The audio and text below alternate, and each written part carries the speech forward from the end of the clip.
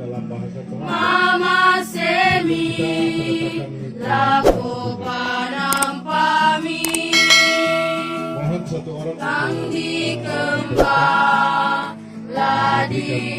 ladireke.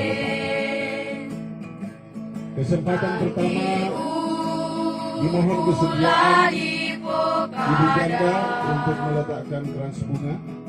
Temai angga kapuana Mama Semi lako kaleki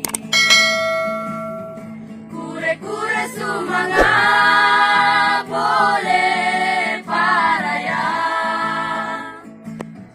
ipakendek mati olomi Peletakan krans bunga yang kedua dimohon dari sendepai perwakilan anak almarhum. mantongan tu penangi siapa ranuka Ya, Kakak Yusti. tuolan pakaburumi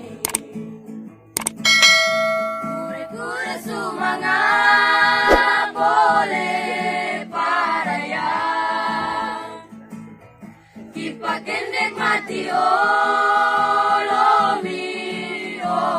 okuan sendepai mantongan tu penangki Peletakan krans bunga berikutnya yaitu yang mewakili keluarga dari Mama almarhum yaitu Bapak Petrus Kabisa.